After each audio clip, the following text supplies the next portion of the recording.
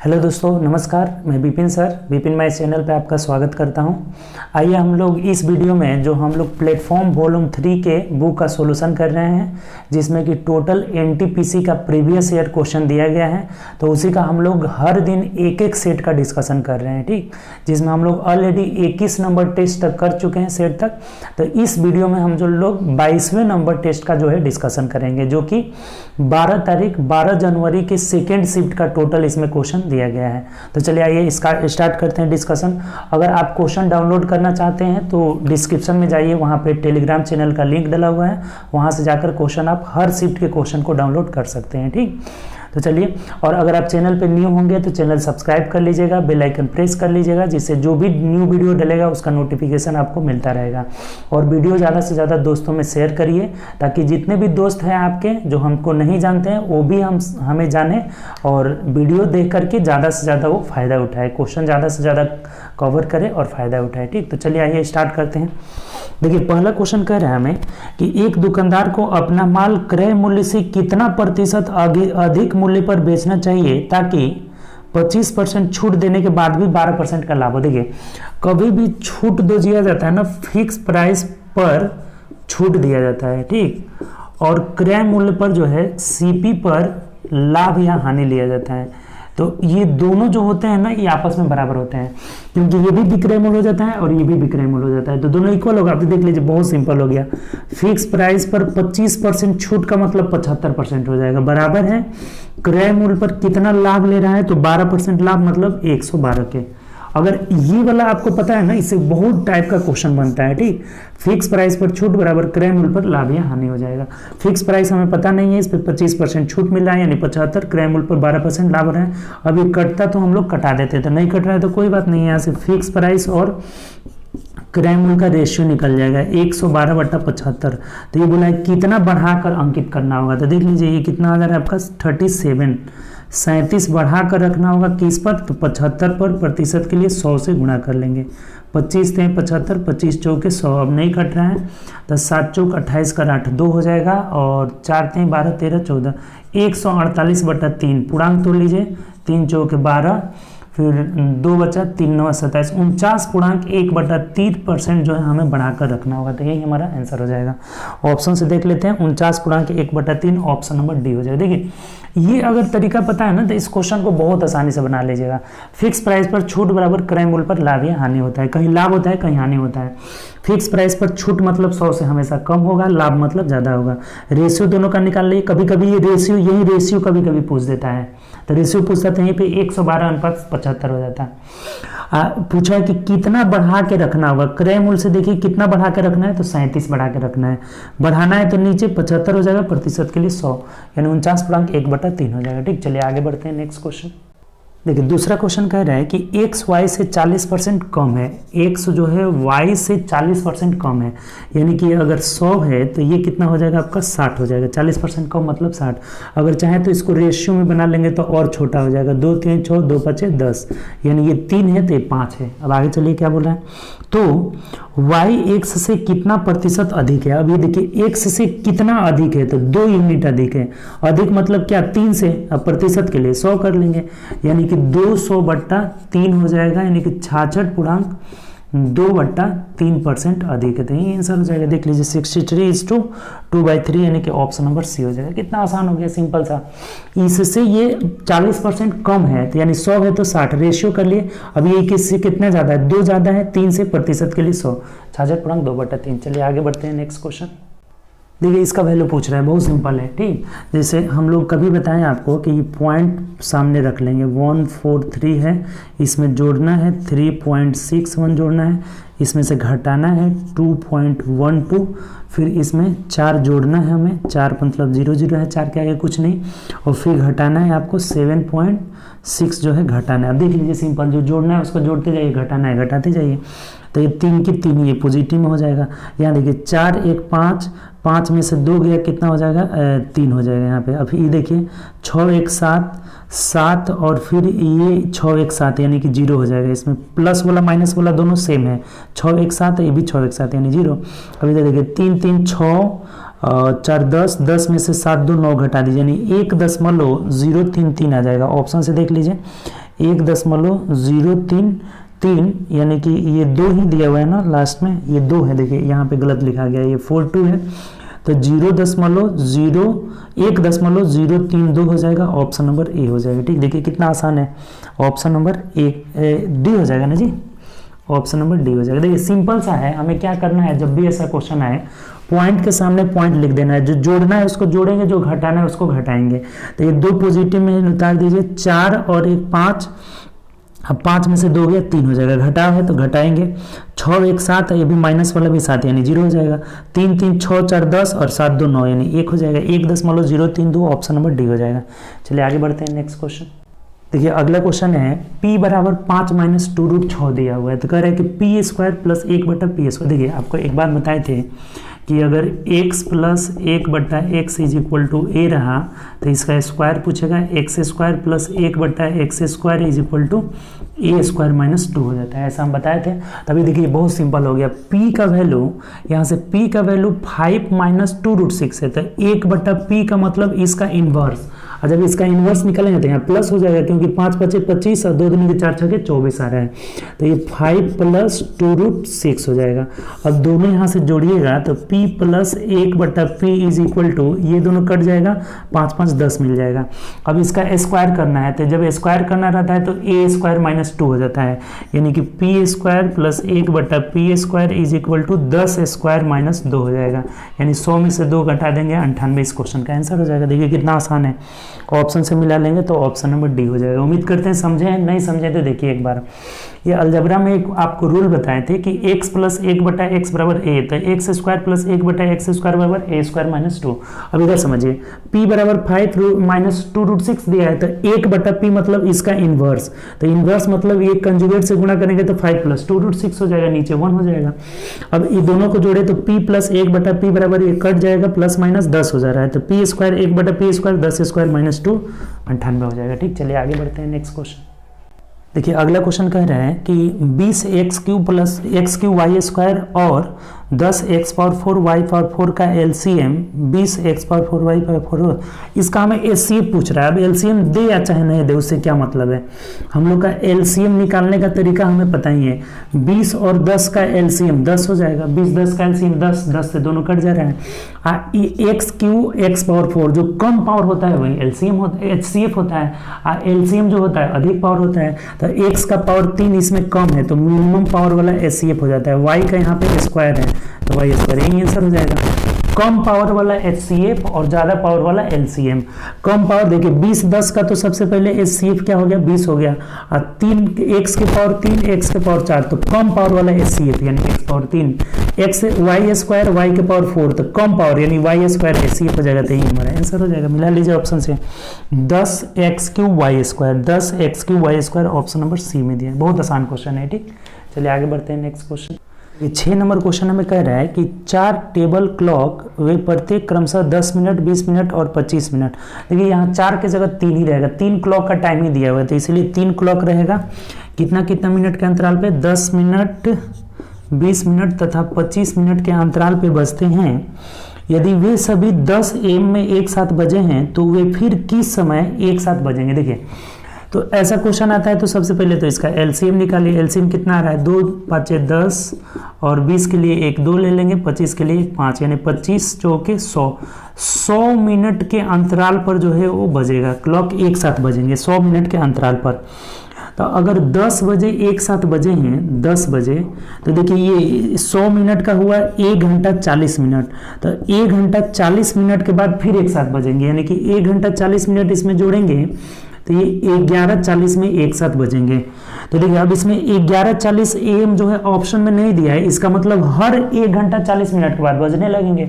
तो फिर एक बार 1:40 जोड़ दीजिए इसमें, तो पता चल जाएगा आपको 40 कितना हो जाएगा 80 मिनट का मतलब 20 लेंगे और 1 घंटा कैरी है।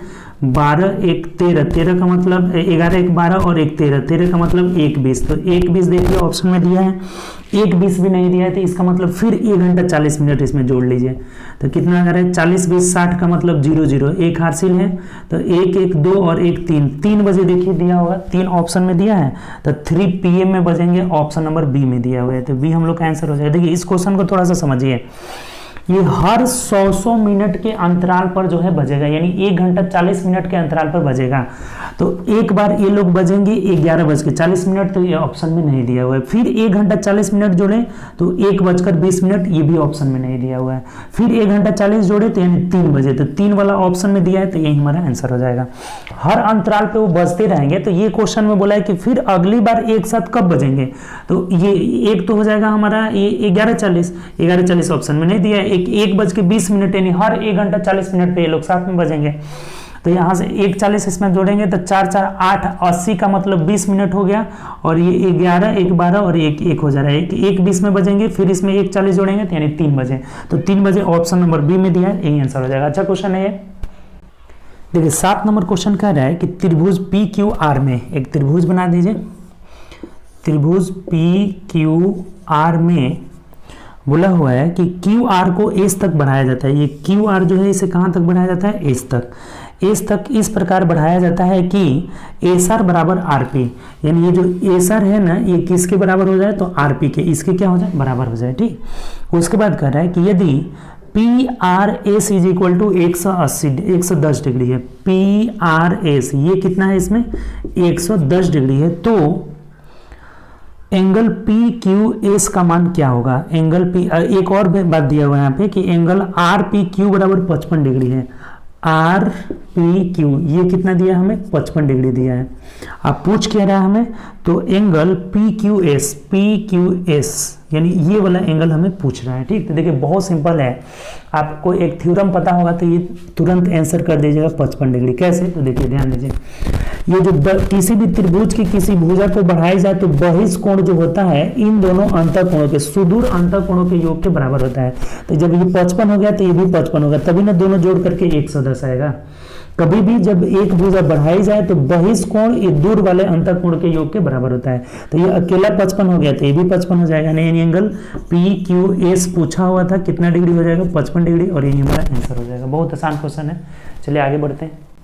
चलिए 8 नंबर क्वेश्चन में इसे हमें सॉल्व करना है। सबसे पहले ये स्मॉल ब्रैकेट को तोड़ेंगे, उसमें भी भाग दिया है तो पहले भाग करिए, 2 5 10 यानी 5 हैं। अब ये कितना हो जाएगा, यहाँ से यहाँ तक 15 हो गया। ठीक, 15, तो 15 और 45 60 हो गया। 60 में से 50 गया 10, यानी ये छोटा ब्रैकेट हम लोग का क्या दे दिया, 10 दे दिया। देखिए 3 × 35 और 10, 35 10 45 5 50 हो जा रहा है। तो 50 यानी 150 इस क्वेश्चन का आंसर हो जाएगा। बहुत आसान क्वेश्चन है, 150 मतलब ऑप्शन नंबर बी हो जाएगा। ठीक, चलिए आगे बढ़ते हैं नेक्स्ट क्वेश्चन। देखिए 9 नंबर जो क्वेश्चन हमारा दिया है ना, कह रहा है कि आरोही क्रम में, ये जो क्रम दिया है ना इनका ये आरोही इंक्रीजिंग ऑर्डर में दिया हुआ है, और बोल रहा है हमें कि इन आंकड़ों की माध्यिका 19 है तो x का मान निकाले। देखिए आपको बताए थे कि जो भी डाटा दिया रहता है उसका माध्यिका निकालना रहता है तो आरोही क्रम में सजा लेते हैं, और जो बीच वाला वैल्यू होता है वही माध्यिका हो जाता है। अगर 2 को बीच में आएगा तो दोनों को जोड़कर 2 से भाग दे देंगे, वही माध्यिका होगा। तो इसमें 1 2 3 4 5 6 7 8 गो टर्म है, इसका मतलब 2 गो बीच में आएगा, यानी कि यही दोनों बीच में आ जा रहा है। ये एक टर्म हो गया, 1 2 3, इधर भी 3, तो इन दोनों के आधा के बराबर हो जाएगा जो माध्यिका, दोनों के योग का आधा हो जाता है। अगर विषम में रहेगा तो बीच वाला वैल्यू माध्यिका हो जाएगा, अगर सम में संख्या रहेगा तो दोनों बीच वाले को जोड़कर यानी कितना हो जा रहा है, 2x + 8 4 12, इसका आधा के बराबर हो जाता है माध्यिका, जो कि कितना दिया हुआ है, 19 दिया हुआ है। तब यहाँ से निकाल लीजिए, ये भाग देंगे तो x + 6 = 19 आ जाएगा। यहाँ से x बराबर 13 हो जाएगा, और यही हमारा आंसर हो जाएगा। x का वैल्यू 13 ऑप्शन से देख लीजिए, ऑप्शन नंबर ए में दिया। देखिए कितना आसान है, दोनों के योग के आधा के बराबर माध्यिका हो जाएगा, यानी कि यहाँ से x बराबर 13 निकल गया। ठीक, चलिए आगे बढ़ते हैं नेक्स्ट क्वेश्चन। देखिए ये क्वेश्चन पढ़िए, बोला हुआ है कि f(x) = x + 1/x - 1, यानी जो यहाँ मान रहेगा, यहाँ 2 रहेगा तो 2 + 1 3, और 2 - 1 यानी 1 हो जाएगा। 4 रहेगा तो 4 1 5/3 हो जाएगा। 6 रहेगा तो 6 1 7/5 हो जाएगा। यानी यहाँ पे जो मान रहेगा उसी को यहाँ पे एक बार उसमें 1 जोड़ना है, एक बार नीचे 1 घटा देना है। तो ये बोल रहा है हमें कि ये f f(x) का मान निकाले। देखिए सबसे पहले इस f(x) का वैल्यू निकालिए। तो f यहाँ 2 दिया है ना, 2 दिया हुआ है, यहाँ f 2 दिया हुआ है। तो यहाँ जब 2 रखेंगे तो 2 1 3 और 2 में से 1 गया 1, यानी इस F2 का मान कितना निकल जा रहा है, 3 निकल जा रहा है। ये बात समझ में आया कि नहीं। यहाँ जब 2 रखेंगे हम लोग, यहाँ से यहाँ पहले इसकी वैल्यू निकालना है, तो इसकी वैल्यू के लिए हमें x के लिए 2 रखना होगा, तो 2 1 3 और 2 में से 1 गया 1, यानी कि F2 का मान 3 आ गया। तो फिर अब यहाँ से हमें मिल गया F3, तो F3 का अब वैल्यू निकालिए तो कितना हो जाएगा, 3 में 1 जोड़ेंगे 4, 4/2 हो जाएगा, यानी कि फिर 2 आ जा रहा है। F3 का वैल्यू यहाँ से निकाल लेंगे तो 3 + 1 और बटा 3 - 1, यानी कि 4/2 कितना आ गया, 2 आ गया। इसका मतलब अब यहाँ तक चले गए, इसका वैल्यू निकल गया है। और फिर F2, फिर हमारा इस F का मान निकालेंगे तो 2 आया है, तो F2 का वैल्यू फिर 3 हो जाएगा और यही हमारा आंसर हो जाएगा। कितना आसान है, ऑप्शन से मिला लीजिए, ऑप्शन नंबर डी हो जाएगा। देखिए एक बार और समझिए, F2 पहले सबसे अंदर वाला का निकालते हैं, तो F2 का निकालेंगे तो 2 1 3 और 2 में से 1 गया, यानी कि 3 आ जाएगा। तो अब यहाँ तक वैल्यू हमारा 3 आ गया, तो फिर F3 निकालेंगे, तो F3 का मान कितना दे रहा है, 3 1 4, 3 में से 1 गया, यहाँ रखेंगे ना 3, तो 3 1 4 और 3 में से 1 गया 2, यानी कि फिर 2 आ जा रहा है। फिर ये वाला F है अभी, तो F2 का फिर वैल्यू कितना आ जाएगा, 3 आ जाएगा, और यही आंसर हो जाएगा, ऑप्शन नंबर डी हो जाएगा। चलिए आगे बढ़ते हैं, नेक्स्ट क्वेश्चन। देखिए अगला कह रहे हैं हमें 11 नंबर की 4 सेंटीमीटर त्रिज्या वाले एक वृत्त के केंद्र से, यानी एक सर्कल है और इसकी त्रिज्या कितनी है, 4 सेंटीमीटर है, 4 सेंटीमीटर है, ठीक। तो इसके केंद्र से 5 सेंटीमीटर दूरी पर, ये 5 सेंटीमीटर दूरी पर एक पॉइंट है, दूरी पर स्थित एक बिंदु से वृत्त पर खींची गई स्पर्श रेखा। अब जब ऐसे ये स्पर्श रेखा हम लोग खींच रहे हैं, तो ये स्पर्श रेखा के हमें क्या निकालना है, लंबाई निकालना है। देखिए बहुत आसान है, ये हमारा 5 सेंटीमीटर हो गया, ये 4 सेंटीमीटर। आप पढ़ें कि स्पर्श रेखा कभी भी केंद्र के साथ कितना कोण बनाती है, 90 डिग्री। तो ये 5 हो गया, 4 हो गया, तो ये 3 हो जाएगा, 3 सेंटीमीटर हमारा आंसर हो जाएगा, सिंपल। कर्ण समकोण त्रिभुज में 90 डिग्री के सामने कर्ण होता है, तो ये कर्ण 5 हो गया, 4 हो गया, तो ये कितना हो जाएगा, 3 हो जाएगा, और 3 सेंटीमीटर इस क्वेश्चन का आंसर हो जाएगा, जो कि ऑप्शन नंबर डी में दिया है। बहुत आसान क्वेश्चन है। स्पर्श रेखा कभी भी केंद्र के साथ 90 डिग्री कोण बनाती है, तो 90 हो गया, तो ये कर्ण 5 हो गया, 4 है, तो ये 3 हो जाएगा। ट्रिपलेट पढ़ें आप। चलिए आगे बढ़ते हैं, नेक्स्ट क्वेश्चन। देखिए अगला क्वेश्चन है हम लोग का 1 + 2 + 3 + 30 तक जाना है, फिर 31 30 + 29 प्लस कहाँ तक, 1 तक। एक बात बताइए कि ये वाला जो सीरीज है, ये वाला इधर भी ये वाला सीरीज है, 2 बार रिपीट किया हुआ है। इसका मतलब हमको पता है कि प्रथम n प्राकृत संख्याओं का योग n × n + 1/2 होता है, और इसको जब 2 से गुणा कर लेंगे तो इस दोनों का योग हमारा नहीं निकल जाएगा 30 तक का, तो बहुत सिंपल हो जाएगा। देखिए हमारा n का मान 30 है, तो यहाँ रखें n × n + 1 होता है ना जी, n × n + 1/2 होता है, और जब इसको 2 से गुणा कर लेंगे तो इसका और इसका दोनों का मान निकल जाएगा, और 2 यहाँ कट भी जाएगा, यानी कि ये हो जाएगा हमारा 30 × 31 हो जाएगा। तो कितना हो जा रहा है, 0 3 एकम 3 और 3 3 के 9, 930 हो गया। और ये बीच में 31 छूट रहा है, तो इसमें 31 जोड़ दीजिए, यानी टोटल इसका वैल्यू कितना हो जाएगा, 961 हो जाएगा, और यही हमारा आंसर हो जाएगा। ऑप्शन से मिला लीजिए, 961 ऑप्शन नंबर सी में। देखिए कितना आसान हो गया आपका। इन दोनों का योग 1 से लेकर 30 तक है, तो n × n + 1/2 होता है आपका प्राकृत संख्या का योग। ये 2 गो है, एक यहाँ एक यहाँ, तो 2 से गुणा कर लिए, 2 2 कट गया, यानी इन दोनों का योग हमारा निकल जाएगा 930। एक बीच में 31 जोड़े हैं, तो 31 इसमें जोड़ लीजिए, यानी 961 इस क्वेश्चन का आंसर हो जाएगा, ऑप्शन नंबर सी। चलिए आगे बढ़ते हैं, नेक्स्ट क्वेश्चन। चलिए अगला जो क्वेश्चन है हम लोग का, बोल रहा है कि 68 82 73 54, इसमें 5 और 6 के अंकित मान का योग निकालना है। किसका, तो 5 का और 6 का। देखिए स्थानीय मान होता है प्लेस वैल्यू, यानी कि स्थान के अनुसार से। जैसे ये 5 का स्थानीय मान बोलता है तो 5 और गुणे 1 अंक है तो 0 देते हैं, यानी 50 हो जाता है। 6 का स्थानीय मान बोलता है तो 6 के बाद 1 2 3 4 5 6 7 को 0 लगा देते हैं तो स्थानीय मान हो जाता है। अंकीय मान जो होता है ना, अंकीय मान, इसका जो फेस वैल्यू कहलाता है। प्लेस वैल्यू मतलब स्थानीय मान, और फेस वैल्यू मतलब अंकित मान या अंकीय मान, ये लिखा जाता है उसको। तो ये फेस वैल्यू यानी कि जो इसका वैल्यू होता है वही उसका आंकिक मान हो जाता है।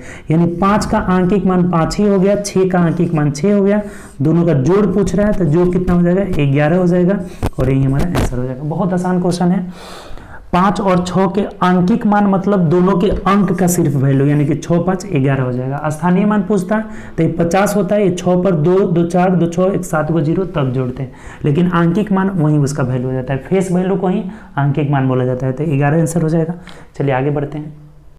देखिए 14 नंबर क्वेश्चन कह रहा है हमें कि 4 क्रमागत संख्याओं में से 4 क्रमागत कर रहा है ना, तो x, x + 1, x + 2, x + 3 4 वो संख्या हो गया। ठीक, तो ये बोला हुआ है कि पहली दो संख्याओं का योग जो है, बोला हुआ है कि पहली दो संख्याओं का योग, यानी इन दोनों का योग कितना हो गया आपका, तो 2x + 1 जो है किसके बराबर है, तो पहली दो संख्याओं के योग का आधा, यानी कि इसका आधा, योग का आधा इसमें चौथी नहीं सॉरी एक मिनट, बोला हुआ है कि पहली दो संख्याओं का योग चौथी संख्या के बराबर है, यानी कि किसके बराबर है, तो x + 3 के बराबर है। तो यहाँ से देखिए x निकल गया, ये इधर आएगा तो x = ये घट जाएगा 2 आ गया, तो x बराबर 2 आ गया। तो हमें पूछा क्या है अब आपसे कि चारों संख्याओं के योग का आधा किसके बराबर है, यानी कि x 2 का मतलब ये पहली संख्या 2 हो गया, तो ये 3 हो जाएगा, 4 हो जाएगा, 5 हो जाएगा, तो इसके योग का आधा 5 4 9 3 12 2 14, तो 14 का आधा कितना हो जाएगा, 7 हो जाएगा, और यही हमारा आंसर हो जाएगा।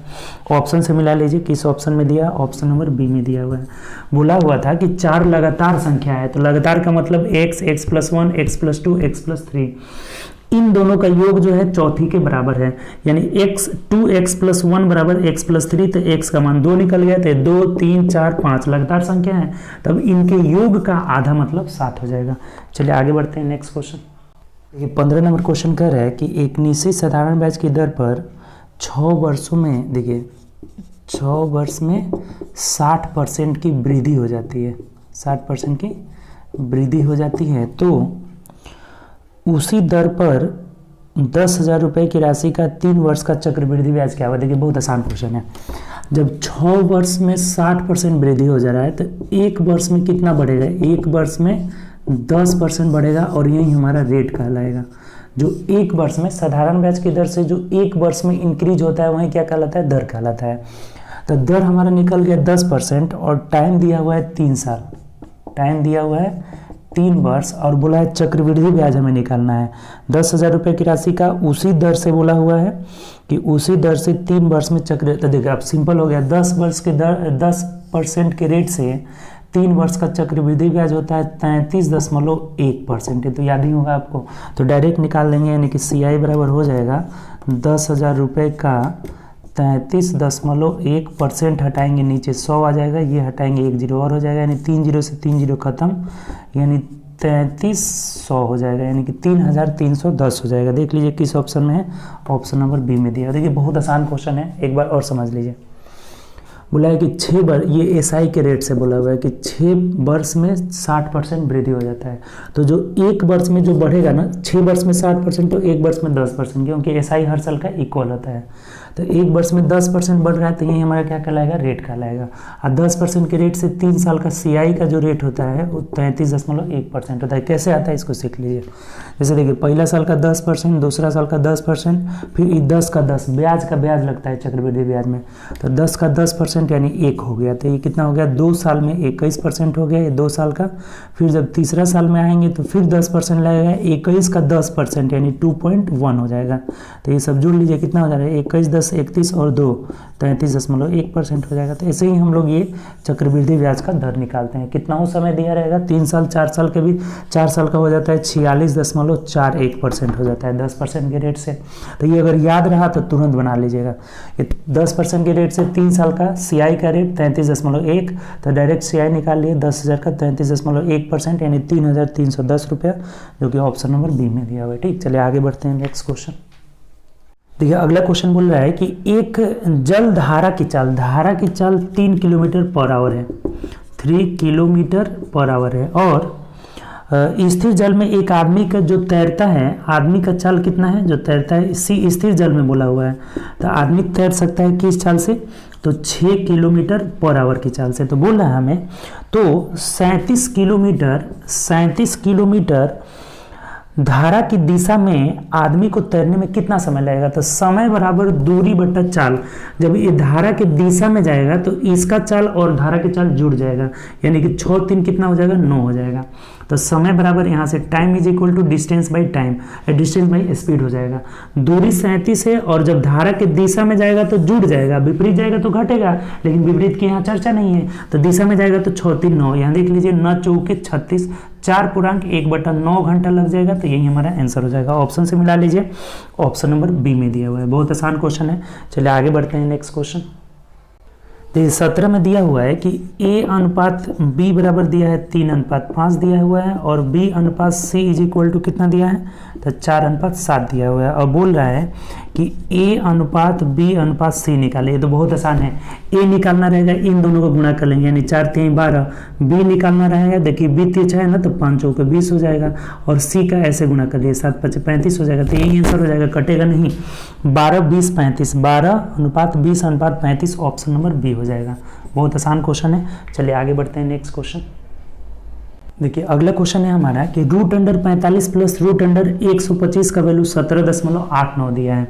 पूछ रहा है √180 प्लस ऐसा बहुत क्वेश्चन पूछा गया है ग्रुप डी में भी और एनटीपीसी में भी। देखिए आ गया। देखिए सबसे पहले हम लोग क्या करते हैं, 45 का मतलब 9×5 = 45 यानी कि 3√5 लिख सकते हैं, प्लस 125 यानी 5√5, ये तो पता ही है आपको, बराबर 17.89, यानी ये दोनों तो अब जुड़ जाएगा आराम से, यानी कि 8√5 का मान हमारा दिया है 17.89। अब देखिए इसका भी अगर करिएगा ना तो 36×5 = 180 हो जाता है, और 36 का वर्गमूल 6√5 हो गया, प्लस 16×5 = 80 यानी 4√5। तो 6 और 4 कितना हो जाएगा, ये दोनों मिलकर 10√5 का मान हमें पूछ रहा है। देखिए कितना आसान हो गया। 8√5 का मान इतना दिया हुआ है और 10√5 का मान पूछ रहा है, तो ये क्या हो जाएगा, 17.89 बट्टा में आ जाएगा 8√5। अब पूछ रहा है 10√5 का, तो 10√5 से गुणा कर लेंगे, √5 कट जाएगा। अब यहाँ से आप गुणा करिएगा तो ये 2 चौके 8, चाहे देखिए ये 8 है ना, ये 10 से गुणा करने का मतलब पॉइंट यहाँ चला जाएगा, यानी कि 178.9 में आप 8 से भाग दे दीजिए, कितना आ रहा है देख लीजिए।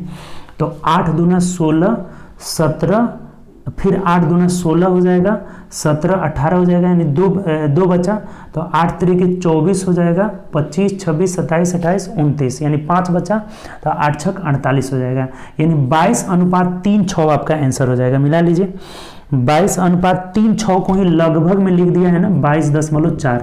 आपको बताया था ना कि जब भी ये देखिए इधर लिख देते हैं 22.36 आया ना, तो ये अगर आपका 5 से अधिक रहता है तो 1 मानकर इसके पहले वाला में जोड़ देते हैं, यानी कि 22.4 लगभग में इसका वैल्यू दे दिया, यही हमारा आंसर हो जाएगा।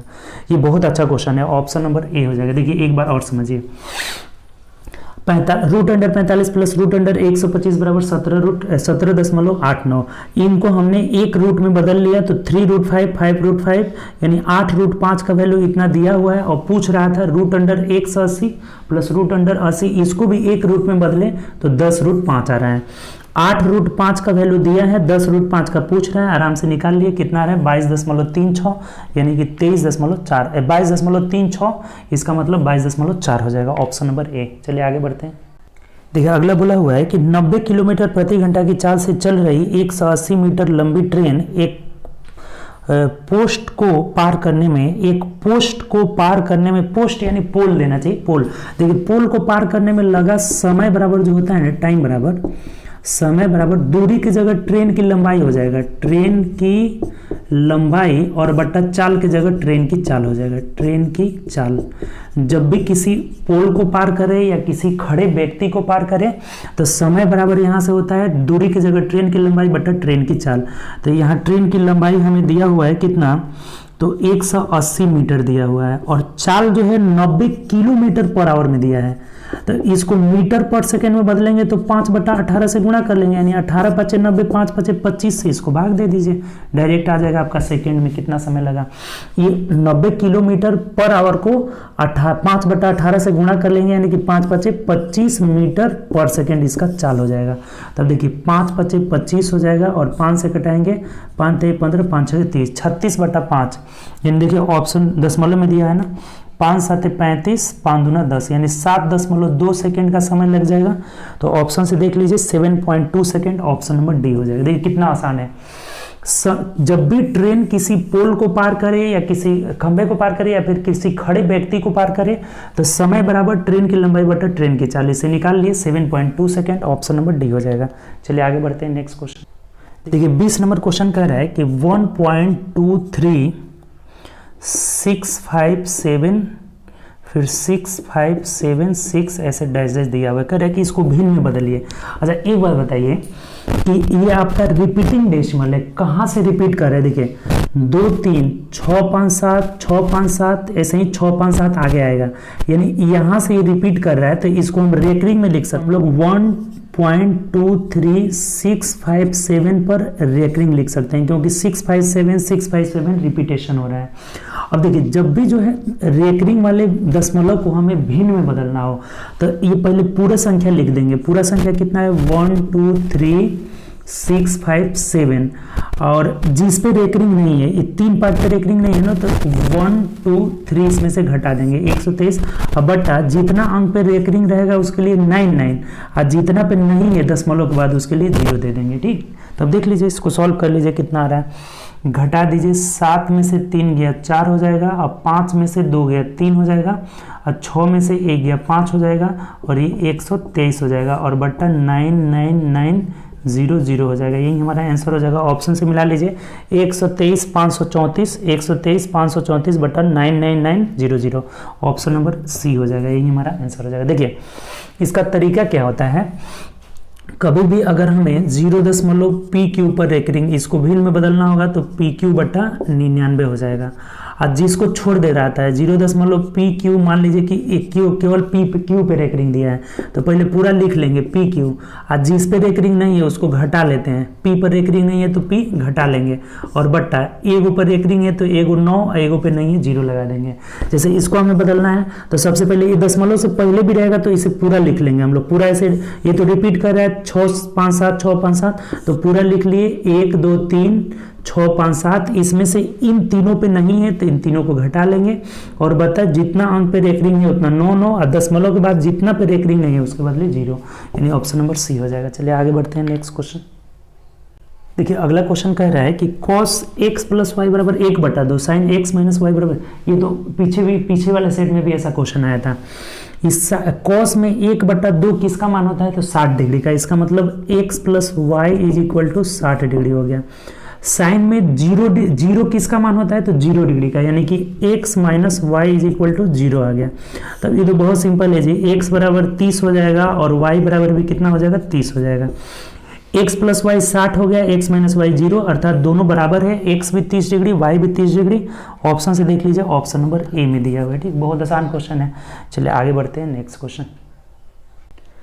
देखिए ये कह रहे हैं 22 नंबर कि 11वें पद और 18वें पद का अनुपात 2:3 है तो इसके प्रथम 5 पदों का योग और प्रथम 10 पदों के योग का अनुपात निकालें। जैसे ये क्रम आपका जो है ये एपी में, एपी का क्रम दिया हुआ है, बोल रहा है कि 11वें पद, जैसे आप पढ़े होंगे कि Tn इज इक्वल टू होता है a plus n minus 1 into D. तो यहाँ से अगर 11वां पद निकालेंगे तो a प्लस 10d हो जाएगा। 11वां पद मतलब n बराबर 11 रखना है, इसका मतलब a प्लस 10d और बट्टा अगर यहाँ से हम लोग निकालेंगे उसके बाद से कौन सा कह रहा है 18वां पद, तो a प्लस 17d हो जाएगा। 17d, ये जब 11वां पद निकालेंगे तो 11 में से 1 गया 10 हो जाएगा और 18वां पद निकालेंगे तो 17 हो जाएगा। 18 में से 1 गया 17 और इन दोनों का रेशियो हमें दिया हुआ है 2:3।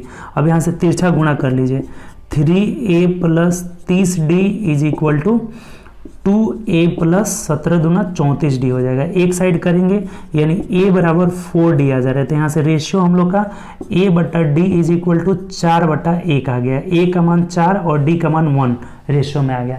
तो अब हमें ये पूछा हुआ है कि प्रथम 5 पदों का योग और प्रथम 10 पदों का योग क्या होगा। तो एसएन का फॉर्मूला आपको पता है, एक एसएन का भी फॉर्मूला पता है कि n/2 into 2a plus n minus 1 into D होता है। ठीक, डी होता है तो इस पे बैठा लेंगे। 5 पद मतलब n का मान 5 रखना है तो 5/2 इंटू 2a प्लस 5 में से 1 गया यानी यहाँ 4d हो जाएगा और बट्टा रेशियो में निकालना है। 10वां पद मतलब 10/2 इंटू 10 पदों का योग लेना है और यहाँ हो जाएगा 2a + 9d हो जाएगा। तो देख लीजिए सिंपल हो गया, ये 2 से 2 कट गया, 5 दूना 10 हो गया।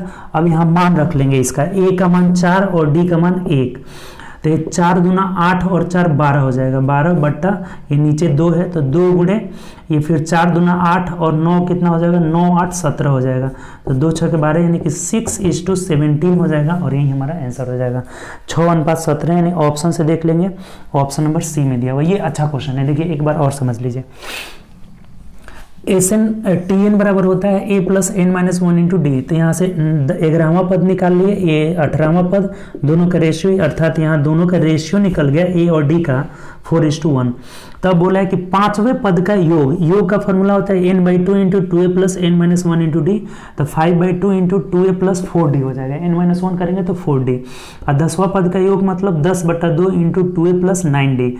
इसको कटा लिए, 2 से 2 कट गया, 5 दूना 10 हो गया। अब यहाँ a का मान 4 और d का मान 1 रख लिए, रेशियो 6:17 आ रहा है, तो ऑप्शन नंबर सी हो जाएगा। बढ़िया क्वेश्चन है, चलिए आगे बढ़ते हैं। नेक्स्ट क्वेश्चन देखिए, अगला कह रहा है कि x प्रेक्षणों का माध्य m है, यानी कि इनका योग कितना हो जाएगा, योग हो जाएगा xm। x प्रेक्षण यानी कि संख्या x है और माध्य m है, तो योग बराबर औसत गुणे संख्या हो जाएगा। ठीक, xm हो गया। अब कह रहा है कि यदि दो प्रेक्षण 0 और m को भी शामिल कर लिया जाता है, तो अगर 0 और m को भी शामिल करेंगे तो योग बढ़कर 0 + m, ये दोनों बढ़ जाएगा, यानी कि ये योग हो गया। और नया माध्य पूछ रहा है, तो माध्य = योग अब कितना आ गया, xm + m आ गया और बट्टा संख्या पहले x था, अब 2 और बढ़ गया है तो x + 2 हो जाएगा, बस इतना ही हो जाएगा, सिंपल सी बात है। अब इसमें ये m कॉमन ले लिया है तो कॉमन ले लीजिए, कोई बात नहीं है, m इंटू x + 1 बट्टा x + 2 हो जाएगा। तो ऐसा ऑप्शन दिया हुआ है, ऑप्शन नंबर डी में दिया है, तो डी हम लोग का राइट आंसर हो जाएगा। देखिए एक बार और समझिए, इस क्वेश्चन में कुछ है ही नहीं। अगर x संख्या का माध्य m है तो xm योग हो गया, और दो संख्या और बढ़ाना है 0 और m, तब योग क्या हो जाएगा, नया योग xm + m हो जाएगा। औसत, फिर इसका माध्य या औसत पूछ रहा है, कुछ भी पूछे माध्य औसत एक ही होता है। तो माध्य पूछ रहा है तो पहले संख्या x था, अब 2 को बढ़ गया है तो x + 2 से भाग दे दिए, यानी कितना आ गया, m इंटू x + 1 बटा x + 2 हो जाएगा, ऑप्शन नंबर डी। चलिए आगे बढ़ते हैं। देखिए 25 नंबर क्वेश्चन कह रहा है कि वह छोटी से छोटी संख्या ज्ञात करे जिसे 6412 में जोड़ने पर प्राप्त संख्या पूर्ण वर्ग। देखिए पिछले वाले सेट में घटाने पर आया था, जब भी बोले थे कि जोड़ने या घटाने की बात है तो इसका भाग विधि से वर्गमूल निकालेंगे। तो ये 8 हटाएं कितना हो जाएगा, 64 हो जाएगा, और ये कट जाएगा, आपका पूरा पूरी क्या हो गया, कट गया। अब बोले थे ये 8 8 16 आ गया ना, तो इधर हमारा 1 2 उतर जाएगा। तो आपको अब बोले थे कि इसमें हमें एक ज़्यादा बार ले जाना है, तो एक ज़्यादा बार मतलब 1 से इसमें ले जाएंगे, नहीं भी जाएगा तब भी ले जाएंगे, और नीचे से ऊपर घटाएंगे, यानी ये कितना आ जाएगा, यहाँ पे 161 आ जाएगा। तो 161 में 12 घटा दीजिए तो कितना आ जाएगा, 11 में से 2 गया 9 हो जाएगा, और यहाँ कितना हो गया, 15 में से 1 गया तो 14 हो जाएगा, अर्थात 149 जोड़ने पर पूर्ण वर्ग बन जाएगा, जो कि ऑप्शन नंबर ए में दिया हुआ है, हमारा ए आंसर हो जाएगा। देखिए जोड़ने या घटाने की बात करें, पिछला वाला में घटाने वाला आया था, तो जोड़ने या घटाने की बात बोले तो बोलेंगे कि आपको भाग विधि से बताए थे कि वर्गमूल निकालना है, तो भाग विधि से निकालें, 8 8 64, अब यहाँ 12 बच जा रहा है, और इधर नहीं लिखे हुए उसको छोड़िए, उससे कोई मतलब भी नहीं है, हमें सिर्फ हमें यहाँ ध्यान देना है।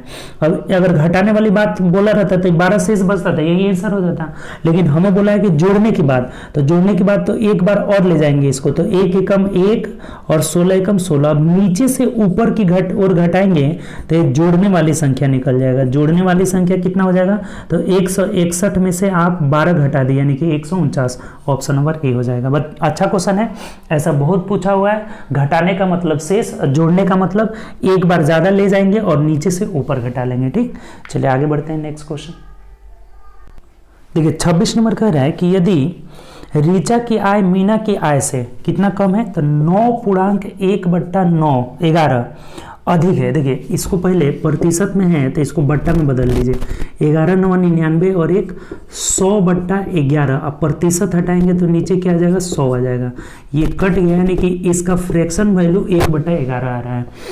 9.1/11 प्रतिशत का फ्रैक्शन वैल्यू 1/11 आ गया। तो ये बोला हुआ है हमें कि ऋचा की आय मीना की आय से इतना अधिक है, यानी कि एक ऋचा है और एक मीना है, मीना।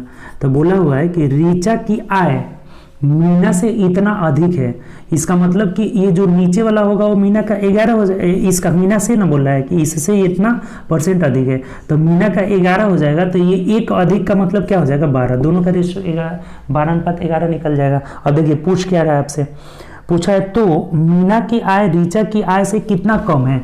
मीना की आय ऋचा की आय से 1 कम है, हाँ कम है तो नीचे 12 आएगा, अधिक वाला आता है प्रतिशत के लिए 100 कर लीजिए। 4×3 = 12 हो जाएगा और 4×3 = 12 और यहाँ कितना हो जाएगा आपका 4 से कटाएंगे तो 4×3 = 12 और 24 हो जाए 25 आ जाएगा ना 25, तो इसको कटा लेते हैं 8.1/3% हो जाएगा। देख लीजिए किस ऑप्शन में दिया है 8.1/3, ऑप्शन नंबर देखिए सी में दिया हुआ है, ऐसे दिया 8.4/12, तो ये कट करके 1/3 ही ना आ जाएगा, तो सी आंसर हम लोग का राइट आंसर होगा। इसमें क्या कर लिया है ना कि 8.4/12 लिख दिया है, तो 4/12 मतलब कटने का वैल्यू ये 1/3 ही आ जाएगा, सिंपल सी बात है। तो ये ऑप्शन नंबर हम लोग का क्या हो जाएगा, इसका सी हो जाएगा। देखिए एक बार और समझिए, बहुत आसान तरीका से बताए हैं। 9.1/11% का मतलब 1/11, तो ये बोला हुआ है कि मीना की आय ऋचा की आय से इतना % अधिक है। ऋचा की आय मीना की आय से बोला हुआ है कि ऋचा की आय, तो ऋचा की आय मीना की आय से इतना % मतलब कि अधिक, % को हम लोग बट्टा में बदल लिए तो 1/11, तो इसका जो है इतना अधिक है, इसका मतलब 11 मीना का हो जाएगा और ऋचा का 1, अधिक मतलब 12 हो जाएगा। अगर कम कहता तो इसका 11 हो जाता और कम का मतलब ये 10 हो जाता, 11 में से 1 गया तो 10 हो जाता। तो इन दोनों का रेशियो 12:11 निकल गया। तो अब बोल रहा है तो मीना की आय ऋचा की आय से कितना कम है, तो मीना की आय इससे 1 कम है, और कम का मतलब नीचे अधिक वाला प्रतिशत के लिए 100, तो 8.1/3 हो जाएगा, जो कि ऑप्शन नंबर सी में दिया हुआ है। चलिए आगे बढ़ते हैं नेक्स्ट क्वेश्चन। देखिए 27 नंबर कह रहा है कि रोहन दिल्ली से कन्याकुमारी की यात्रा 30 घंटों में तय कर सकता है, और यदि वह अपना चाल 1/15 हिस्सा कम कर देता है तो वह उसी समय में 10 किलोमीटर कम दूरी तय। ये तो पीछे क्वेश्चन आया हुआ था, same question.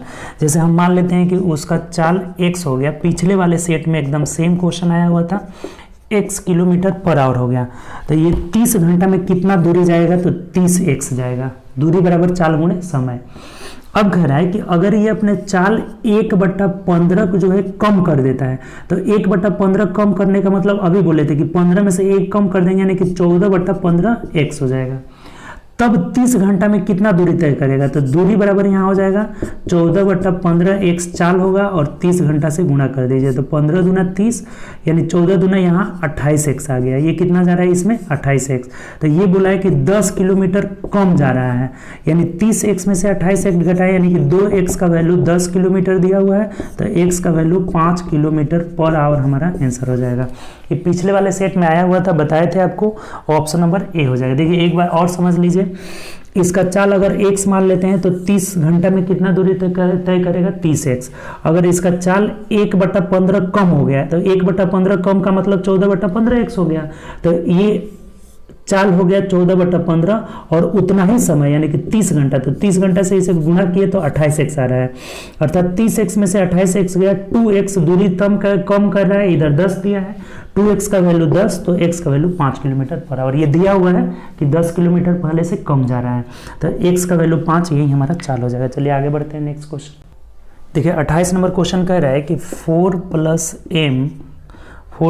m into x² plus m + 1x + 1 = 0 के मूल बराबर हैं, तो m का मान क्या होगा। देखिए द्विघात समीकरण आपको बताए थे कि ax² + bx + c = 0, इसके मूल बराबर कब होते हैं, तो जब b² - 4ac = 0 हो जाता है।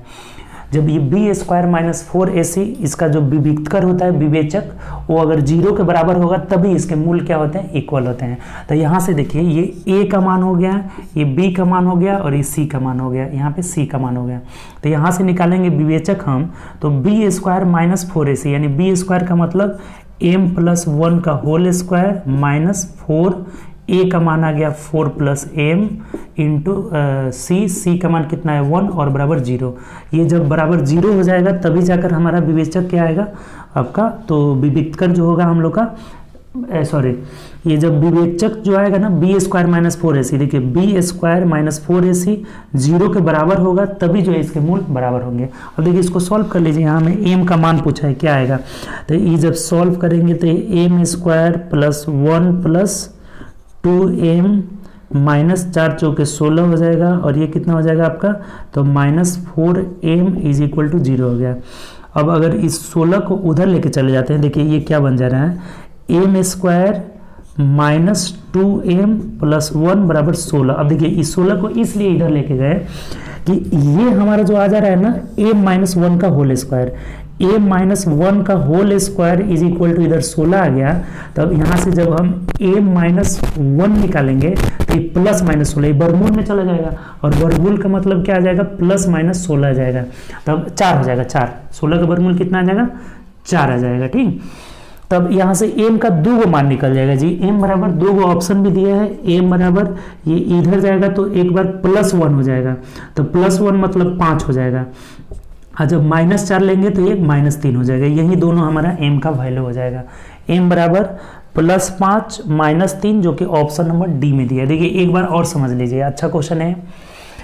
ये एक द्विघात समीकरण है जिसमें कि ये a है, ये b है और ये c है। आप पढ़े हैं कि एक्स स्क्वायर का गुणांक a, x का गुणांक b और जो कांस्टेंट पार्ट रहता है वो c होता है। तो इसके मूल बराबर कब होते हैं, जब विवेचक इसका 0 के बराबर हो जाए, यानी कि बी स्क्वायर माइनस 4ac बराबर 0।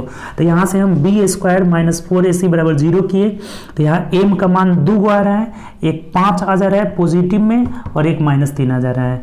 5 देखिए ये 1 इधर जाएगा तो 4 पॉजिटिव में रहेगा तो ये जुड़ेगा तो 5 हो जाएगा, और 4 नेगेटिव में रहेगा तो ये प्लस 1 यानी माइनस 3 हो जाएगा। यही हमारा आंसर हो जाएगा। ठीक, चलिए आगे बढ़ते हैं। नेक्स्ट क्वेश्चन, अच्छा क्वेश्चन था। देखिए 29 नंबर क्वेश्चन कह रहा है हमें कि एक निश्चित साधारण ब्याज की दर पर 800 रुपये की राशि 3 वर्षों में बढ़कर 290 रुपये हो जाती है। देखिए ये 800 रुपये की राशि है और 3 साल में कितनी हो जा रही है, तो आपका 920 रुपये हो जाती है। तो अब बोला हुआ है कि यदि दर 4% बढ़ा दिया जाए, दर को क्या किया जाए, 4% बढ़ा दिया जाए तो राशि बढ़कर कितनी हो जाएगी। देखिए एक बात ध्यान रखिएगा कि जितना परसेंट दर बढ़ेगा ना उतना ही परसेंट ब्याज बढ़ेगा, जितना परसेंट दर घटेगा उतना ही परसेंट ब्याज घट जाएगा। इसका मतलब 4 वर्ष में 4% के रेट से 3 साल में यानी कि 12% ब्याज एक्स्ट्रा मिलेगा। तो ये 800 का 12% निकाल लीजिए, 12/100, 20 से 20 खत्म, 12 8 96, 96 रुपया हमें ब्याज ज़्यादा मिलेगा। तो इसमें जब 96 जोड़ देंगे तो ये अब राशि कितनी हो जाएगी, तो 6 की 6, 9 2 11, 9 1 10, यानी कि 1016 रुपया अब हमें प्राप्त होगा, जो कि ऑप्शन से मिला लेते हैं। देखिए तो ऑप्शन नंबर सी में दिया। देखिए कितना आसान तरीका, रेट आपको निकालने की जरूरत ही नहीं है। आप जब अगर हमारा रेट 4% बढ़ रहा है तो ब्याज 4% एक साल में अधिक मिलेगा, तो 3 साल में 4 3 12% एक्स्ट्रा मिलेगा। तो 800 का 12% 96 रुपये हमें ब्याज एक्स्ट्रा मिलेगा, तो इसमें 96 बढ़ा देंगे, यानी अब हमारी जो अमाउंट हो जाएगी कितनी हो जाएगी, 1016 रुपया, जो कि ऑप्शन नंबर सी में दिया हुआ है। चलिए आगे बढ़ते हैं। नेक्स्ट क्वेश्चन देखिए, नेक्स्ट क्वेश्चन जो है हम लोग का ट्रिगो से है, कह रहा है कि यदि साइन 3x माइनस 20 डिग्री बराबर कॉस 20 माइनस 3y डिग्री, तो x माइनस वाई का मान पूछा हुआ है। x माइनस वाई का मान क्या होगा। देखिए साइन और कॉस का दोनों इक्वल वैल्यू कब होता है, जब दोनों का योग 90 रहता है। जैसे साइन 30 कॉस 60 का मान 0 हो जाता है, दोनों का बराबर होता है। फिर या आप बात करें तो साइन 60 का वैल्यू, साइन 60 और कॉस 30 का मान क्या होता है, बराबर होता है। साइन 45 और कॉस 45 दोनों का मान बराबर होता है। यानी कि इन दोनों का मान बराबर कब हो सकता है, जब अल्फा प्लस बीटा, ऐसे कर सकते हैं कि साइन अल्फा बराबर कॉस बीटा, ये बराबर कब होगा, जब अल्फा प्लस बीटा बराबर कितना हो जाएगा, 90 डिग्री, तभी ये दोनों का मान इक्वल होगा, नहीं तो दूसरे एंगल पे इक्वल होगा ही नहीं। अर्थात ये दोनों एंगलों का योग कितना हो जाएगा, 90 डिग्री। तो इसको जोड़िएगा, ये दोनों को जोड़ेंगे तो ये तो हमारा कट जाएगा क्योंकि प्लस माइनस है, यानी एंगल का केवल जोड़ कर लीजिए। यानी ऐसे देखिए 3x minus 20 plus 20 minus 3y बराबर 90 होगा, तभी जाकर के ये अल्फा दोनों इक्वल होंगे। तो यहाँ से ये 20 खत्म हो गया, तो यानी 3 इसमें से कॉमन लेंगे तो x minus Y is equal to 90 में 3 से भाग दे दीजिए तो 30 डिग्री हो जाएगा। यही हमारा आंसर हो जाएगा। पूछा हुआ था कि x माइनस वाई क्या होगा, बहुत आसान क्वेश्चन है। 30 डिग्री ऑप्शन से मिला लीजिए, ऑप्शन नंबर ए में दिया है। देखिए ध्यान दीजिए, ये दोनों बराबर कब होंगे, जब अल्फा प्लस बीटा 90 डिग्री हो जाएगा। तो ये दोनों एंगलों का योग 90 डिग्री होगा। जब इसको जोड़ रहे हैं तो 20 खत्म, 3 कॉमन ले लिए तो x माइनस वाई का वैल्यू 30 डिग्री, यही हमें पूछा हुआ था, ऑप्शन नंबर ए हो जाएगा। चलिए आगे बढ़ते हैं नेक्स्ट क्वेश्चन। देखिए आगे बढ़ते हैं हम लोग 31 से 32 यानी 2 क्वेश्चन जो है इस जो है चार्ट से दिया गया है। ठीक, तो इस दोनों क्वेश्चन को हम लोग देखते हैं। दोनों क्वेश्चन जो है इस चार्ट से दिया गया है। देखिए पहले तो चार्ट को समझिए।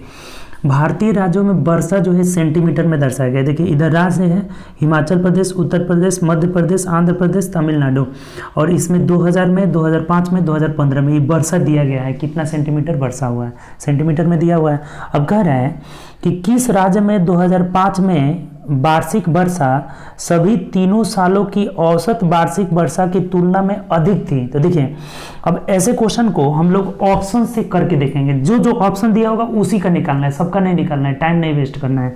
जैसे ए वाले ऑप्शन में आंध्र प्रदेश है, तो आंध्र प्रदेश का तीनों साल का एवरेज निकाल लीजिए। देखिए आंध्र प्रदेश का 5, 5, 10, 5, 15 का 5 हासिल 1 हो जाएगा, 6, 7, 6, 13, 1, 14 और 5, 19 हो जाएगा।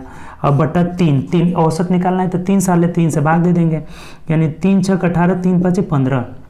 तो 2005 में देखिए 75 वर्षा हुआ है, औसत 65 आ रहा है। इसका मतलब ये इससे अधिक था। ये पूछा हुआ भी है कि सभी 3 सालों की औसत वार्षिक की तुलना में अधिक थी, तो इसी में अधिक था, यानी ऑप्शन नंबर ए हो जाएगा। सबको अब आगे निकालने की जरूरत ही नहीं है, इसीलिए बोले कि जो ऑप्शन में दिया है उसी को निकालना है, सबको नहीं। आंध्र प्रदेश का ऑप्शन नंबर ए में दिया है आंध्र प्रदेश, तो आंध्र प्रदेश का हम औसत वर्षा यहाँ से निकाल लेते हैं तीनों साल का।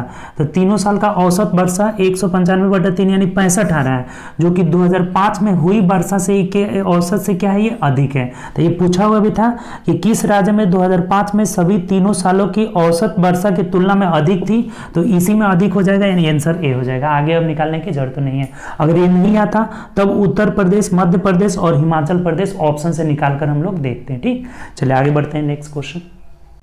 देखिए अगला क्वेश्चन कह रहा है 32 नंबर कि 2000 से 2015 में, ये 2000 से 2015 में किस राज्य में जो है वर्षा अधिकतम प्रतिशत कमी आए, कमी की बात कर रहा है। अब देखिए इसमें भी मध्य प्रदेश, तमिलनाडु, उत्तर प्रदेश और आंध्र प्रदेश। तो देखिए अब यहाँ देखिए तो ये हिमाचल प्रदेश में तो बढ़ ही रहा है, तो ये ऑप्शन होगा ही नहीं। उत्तर प्रदेश में कम हो रहा है, 120 से 90 हो गया, यानी कि 30 कम हुआ किसमें, 120 में, ये यूपी का हो गया। ठीक, यूपी का। उसके बाद ऑप्शन में देखिए मध्य प्रदेश भी दिया है ना, तो उत्तर प्रदेश में भी कम हो रहा है, मध्य प्रदेश में भी 10 कम हो रहा है, एमपी में भी क्या हो रहा है, 10 कम हो रहा है, किसमें, 90 में। ये 10 कम हो गया 90 में। उसके बाद से ऑप्शन में दिया है यूपी तो ले ही लिए, तमिलनाडु में देख लीजिए, तमिलनाडु में कितना हो रहा है, तो तमिलनाडु में 150 से 115, यानी ये भी कम हो रहा है, 35 कम हुआ किसमें, 150 में। और एक कोई ऑप्शन है ना आंध्र प्रदेश, तो आंध्र प्रदेश में 55 से 65, तो ये तो बढ़ ही रहा है, इसको चेक करने की जरूरत ही नहीं है। इसी तीनों में देख लेना है हमें कि किसमें जो है अधिकतम प्रतिशत कमी आई है। अब देखिए ये 0 से 0 कटा लीजिए, 3 चौके 12 यानी 1/4, तो ये कितना आ जाएगा हमारा 0.25 आ जा रहा है। ये 0 से 0 खत्म, ये 1/9, इससे तो बहुत कम हो जाएगा, तो ये कम है, इसको हटाइए, अधिक हमें निकालना है।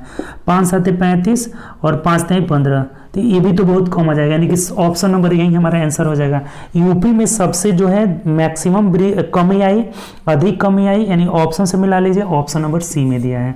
देखिए उत्तर प्रदेश में 120 से 90 हो गया, इसका मतलब 30 की कमी हुई किसमें, 120 में। प्रतिशत के लिए 100 से हम नहीं गुणा किए हैं, सबको 100 से गुणा करेंगे, उसको हटा दिए हम, तो ये सबसे ज़्यादा इसी में प्रतिशत कमी आई है। ठीक, इस 1/9 हो रहा है, तो ये तो बहुत कम आएगा इससे, और ये हो जा रहा है 7/30, तो ये भी कम आ जाएगा, यानी कि सबसे ज़्यादा अधिक कमी किस में हुई है, सी वाले ऑप्शन में, उत्तर प्रदेश में हुई है, जो 0.25 आ रहा है। ठीक, तो यही आंसर हो जाएगा।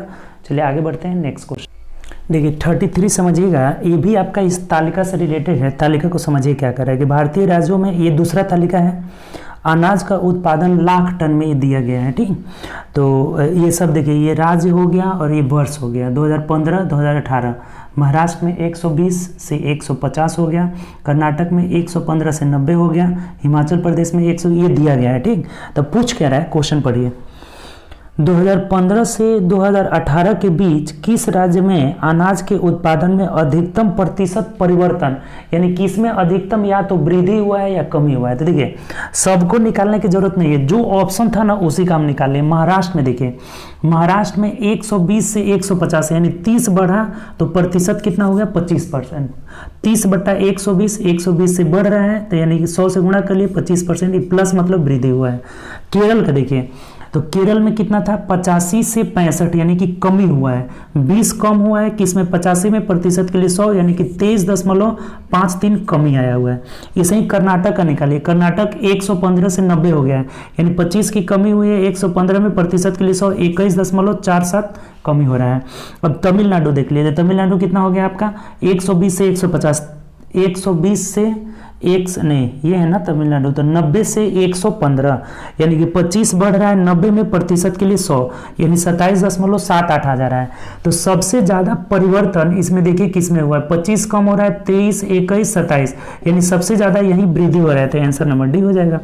परिवर्तन का मतलब या तो वृद्धि या कमी, तो सबसे ज्यादा वृद्धि डी में हुआ है तमिलनाडु में, तो यही हम लोग का आंसर हो जाएगा। ठीक, चलिए आगे बढ़ते हैं। नेक्स्ट क्वेश्चन, अच्छा क्वेश्चन था ये।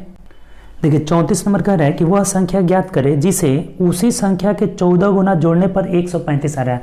मान लेते हैं वह संख्या x है, तो 14 गुना 14x दोनों को जोड़िए तो 15x बराबर ये दिया हुआ है कि 135 आ रहा है, तो 15 नवा 135 अर्थात वो संख्या कितनी हो जाएगी 9 हो जाएगी। ऑप्शन नंबर बी हो जाएगी। तो बहुत आसान क्वेश्चन था जी।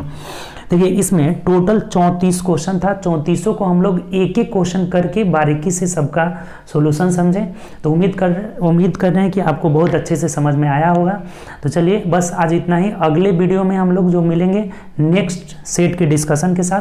तो चलिए ज़्यादा से ज़्यादा चैनल शेयर करिए, लाइक करिए, जो भी दिक्कत हो रहा है कमेंट करके भी, कमेंट के थ्रू भी आप कर सकते हैं, पूछ सकते हैं। जो भी आपको इसमें लग रहा है कि हाँ यहाँ पे सुधार होनी चाहिए, या जो भी आपको लग रहा है कि 2-2 सेट डेली करना चाहिए, तो अपना कमेंट जरूर दीजिए। और आप लोग पे ही डिपेंड करता है, ज़्यादा से ज़्यादा शेयर करिए। आप जितना अधिक शेयर करिएगा और व्यूज़ बढ़ेगा, और हमें भी लगेगा कि मेरा वीडियो ज़्यादा से ज़्यादा आप लोग के द्वारा शेयर किया जा रहा है, व्यूज़ बढ़ रहा है, लाइक किया जा रहा है, तो हम भी 2-2 सेट डेली आपका कर देंगे उसमें। ठीक, तो चलिए बस इतना ही। आप ज़्यादा से ज़्यादा प्रैक्टिस करिए, प्रैक्टिस मेक्स मैन परफेक्ट। ज़्यादा से ज़्यादा मेहनत करिएगा, जितना मेहनत करिएगा उतना ही आपके अंदर जो है परफेक्शन आएगा और जल्दी क्वेश्चन को कर पाइएगा। ठीक, इसके लिए प्रैक्टिस की ज़रूरत है। तो चलिए okay bye, take care, practice करिए डेली।